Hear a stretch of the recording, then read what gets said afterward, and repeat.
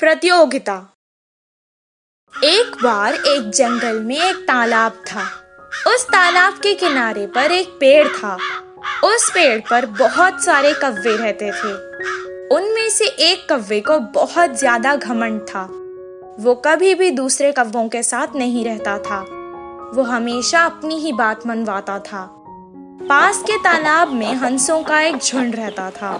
कौवे से बड़े होने के कारण हंस हमेशा उस कौवे का मजाक बन जाते थे, पर हंसों को कभी उनकी बात की परवाह ही नहीं होती थी। वो आराम से अपनी जिंदगी बिताते थे। एक बार जब वो पेड़ पर बैठकर उन्हें देख रहा था, उसे अचानक हंसी आ गई। वो हंसों के पास गया और कहा, छी छी, तुम लोग तो उड़ ही नहीं सकते। कुछ देर उड़ते नहीं कि बैठ जाते हो। ये भी कोई उड़ना है? तुम लोग पंछियों के नाम पर धब्बा हो। वो कौवा उनकी बेइज्जती करने लगा। कौवे के बारे में उन्हें पहले से ही पता था, इसीलिए उन्होंने उसकी बात को अनसुना कर दिया। फिर भी कौवे ने उन हंसों की बेइज्जती करनी नहीं छोड़ी। मैं तुम्हें चेतावनी देता हूँ, अगर किसी में भी हिम्मत है तो मेरे साथ उड़ने की प्रतियोगिता लगाओ। उन हंसों में से एक हंस अब कौवे की रोज रोज की बक से तंग हो चुका था, तो उसने उसकी चेतावनी मान ली। उसने शर्त रखी थी, उड़ने की प्रतियोगिता समुद्र पे होगी। कौवा उसकी शर्त से मंजूर हो गया। कौवा समुद्र पे उड़ने के लिए उत्साहित हो गया और मन ही मन सोचने लगा कि वो ही ये प्रतियोगिता जीतेगा। अगले दिन प्रतियोगिता शुरू हुई। हंस समुद्र से थोड़ा ऊपर ही उड़ रहा था, पर कौवा बहुत ऊंचा उड़ रहा था और मौज कर रहा था। ऐसे ही उड़ते उड़ते वो दोनों समुद्र के बीच आ गए। हंस जब थक जाता तो वो थोड़ी देर समुद्र में तैरता और फिर कुछ देर बाद उड़ जाता, लेकिन कौवे को आराम करने के लिए कोई जगह नहीं थी। वो चारों तरफ यहाँ वहाँ देखने लगा, पर उसे ना कोई पेड़ नजर आया, ना ही कोई पहाड़। वो भी हंस की तरह समुद्र में तैरने नीचे आ गया, पर उसे तैरना नहीं आता था। वो डूब रहा था और हंस ने उसकी जान बचाने के लिए उसे अपनी पीठ पर डाल लिया और उसे समुद्र के तट पर ले आया। कौवे को अपनी गलती का एहसास हो गया और उसने हंस से उसका मजाक उड़ाने के लिए माफी मांग ली। तब से वो सभी कौवे और हंसों के साथ अच्छे से रहने लगा। इस कहानी से हमें ये शिक्षा मिलती है कि हमें घमंड कभी नहीं करना चाहिए। चूहा बिल्ली की कहानी। एक जंगल में बड़ा सा पेड़ के नीचे बिल में एक चूहा रहता था। उसी पेड़ के ऊपर बिल्ली ने अपना निवास तैयार किया। चूहा बिल्ली तो दुश्मन है, इसीलिए बिल्ली जब तक नीचे जाती है तब तक चूहा तेजी से बिल में जाकर अपनी रक्षा कर सकता है। हर दिन एक शिकारी रात में जंगल में आता था। वह पेड़ के पास जानवरों के लिए जाता था। रात में जानवर आते थे और ये सुबह आकर उन्हें पकड़ ले जाता था। बिल्ली गलती से जाल में गिर गया। कहीं भी कोई भी कहते हैं कि एक बिल्ली का जीवन एक चूहा है करके, पर यहाँ तो जैसे ही बिल्ली जाल में आया, चूहा बिल में से निकलकर स्वतंत्रता से घूमने लगी। खाने की तलाश में जा रहे चूहे को पास में ही एक नेवला दिखा। इससे उसकी सांसें रुक गई समझो। वो चूहे को खाने के लिए तैयार था। चूहा कुछ भी समझ नहीं पा रहा था। उस खतरे में चूहे को एक अच्छी सी चाल सूझी, तो तुरंत जाल में बिल्ली के पास जाकर कहा कि मैं तुम्हें इस झंझट से बचाऊंगी। इसके बजाय तुम्हें मुझे इस झंझट से बचाना होगा। इससे मरने वाली बिल्ली को बहुत साहस मिली, तो तुरंत स्वीकार किया। तो चूहा निडर होकर उस जाल के अंदर जाकर बिल्ली के बगल में बैठ गया। बिल्ली के पास से चूहे को पकड़ने की हिम्मत न होते हुए नेवला वहाँ से धीरे धीरे निकल गया। वो वहाँ से जाते ही चूहा भी जाल से बाहर आया। तुम्हारे प्राण मैंने बचा लिया ना, फिर जल्दी से आकर इस जाल को काट के मुझे बाहर लाओ। अगर अभी तुम्हें बाहर लाया तो तुम मुझे खा नहीं जाओगे? भरोसा क्या है? इसीलिए जब तक शिकारी नहीं आएगा तब तक मैं तुम्हें मुक्त नहीं करूंगी। जैसे कहा था वैसे अगले दिन शिकारी के आते समय ठीक पहले ही जाल को काट दिया। शिकारी के आने की जल्दी में बिल्ली ने चपाक से पेड़ को पकड़ लिया और चूहा भी उसके बिल में घुस गया। शिकारी पेड़ के नीचे पहुंचकर उस कटी हुई जाल को देखकर उसका प्रयास विफल होने से उदास हुआ और पीछे मुड़ गया। शिकारी के जाने के बाद बिल्ली ने कहा, मित्र, तुमने मेरे प्राण बचाए, अब से हम दोनों अच्छे मित्र बनेंगे। फिर चूहे ने हंसकर कहा, इन दिनों में अच्छा सा मित्र कब शत्रु बन जाए और कब शत्रु मित्र बन जाए पता ही नहीं चलता। ऐसे समाज में हम दुश्मनों के मध्य मित्रता कैसे होगा?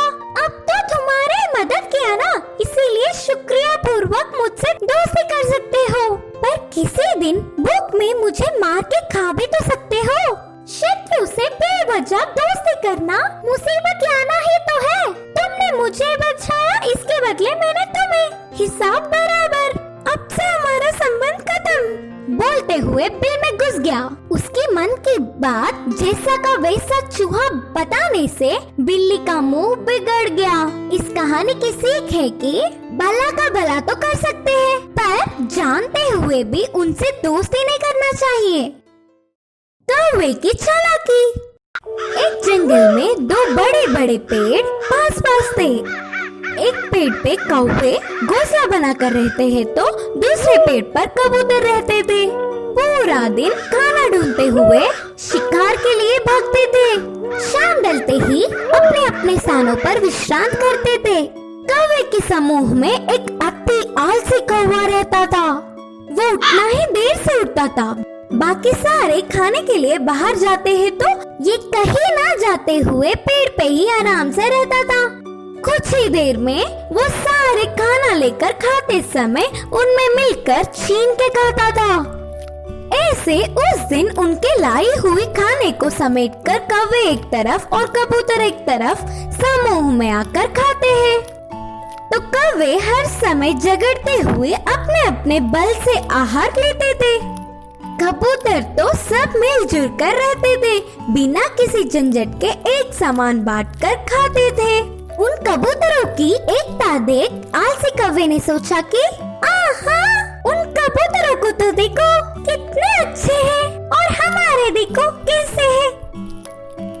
छी, अगर जन्म लेना ही है तो शेर की तरह लेना चाहिए या फिर कबूतरों की तरह लेना चाहिए। बोलकर बहुत ही उदास हुआ। कुछ देर सोच में पड़ गया और चालाकी से एक चाल चली। कपड़ों को रंग डालने वाले के घर जाकर सफेद रंग में डूब के उठा। उसके बाद अपने आप को शीशे में देखकर उछलने लगा। देखने के लिए कितना सुंदर हूँ, कोई भी मुझे कबूतर ही सोचेगा और कबूतरों के साथ अच्छे से खा सकूंगा। उड़ते हुए जाकर कबूतरों के समूह में मिल गया। धीरे से अच्छे से खा रहा था। खाने के लिए झगड़ा कर रहे कौवे को देख नफरत करने लगा। ऐसे कुछ दिन बाद उस आलसी कौवा बिना कष्ट किए आराम से रहने लगा। एक दिन भूख से बहुत खा गया। गले में खाना अटकने से पानी के लिए रोक नहीं पाया और तुरंत बोल के जोर से चिल्लाने लगा। इससे कौवे की पोल खुल गई और क्या, सारे कबूतर मिलके कौवे को चोट से मारते हुए भगा दिया। अरे बाबा, थोड़ी भी रहम ना खाते हुए चोट से मार रहे हैं। अब फायदा नहीं, मैं मेरे रूप में बदलना ही ठीक है, बोल के सोचकर पानी में डूबा। मजाक ये था कि वो कड़ी रंग होने के कारण वो गया ही नहीं।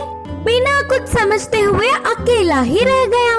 अब देख देख के भूख ना सह पाते हुए आखिर में कौवे के खाना खाकर उनके समूह के पास चिल्लाते हुए आया। वो कोई अजनबी पक्षी है समझकर सारे कौवे एक होकर उसे भगा दिया।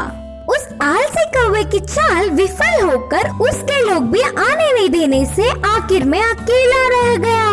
इस कहानी की नीति है कि बाजू वालों के लिए भागने से अच्छा हमारे लोगों से खुश रहे। सुनहरी मछली। एक दिन समुंदर से एक मछली तीरते तीरते तालाब आ गई। वो बहुत अनोखी थी। तालाब की मछलियाँ उसे गौर से देखने लगी।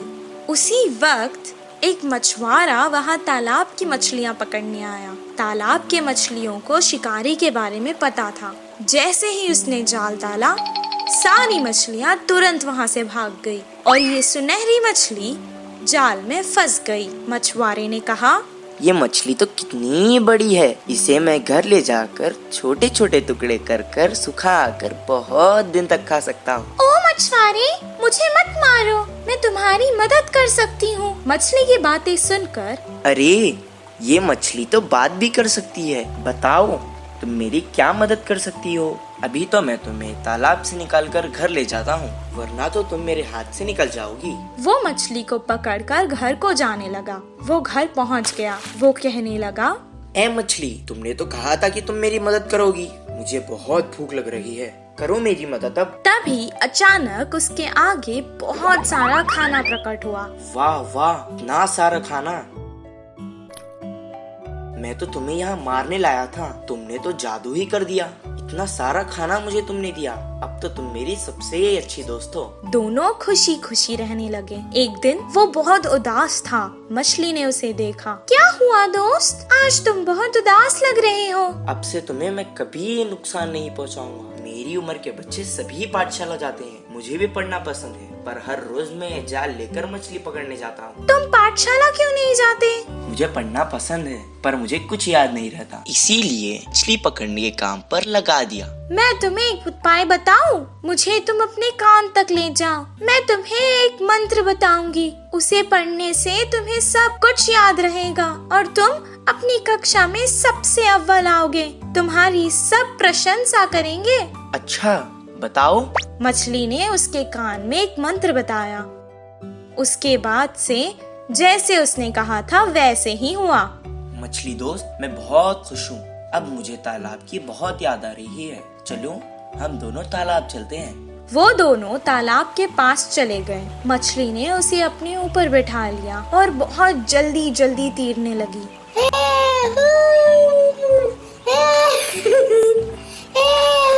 और उसने सारे तालाब की सैर करवाई उसे। सबको देखकर वो बहुत खुश हुआ। जब उसका मन भर गया, वो वापस घर जाने लगा। मछली ने कहा, दोस्त, तुम अकेले ही क्यों जा रहे हो? मुझे भी अपने साथ ले जाओ। मैं जितना खुश पाठशाला में होता हूँ, आज मैंने देख लिया कि तुम उतना ही खुश तालाब में होती हो। मैं तुम्हें तुम्हारी खुशी से दूर नहीं कर सकता, इसीलिए मैं तुम्हें यहाँ छोड़कर जा रहा हूँ। मैं वापस जरूर आऊँगा दोस्त। इस कहानी से हमें ये शिक्षा मिलती है कि जिस काम में हमें खुशी मिलती है वही काम करना चाहिए और जहाँ रहने में खुशी होती है वही रहना चाहिए।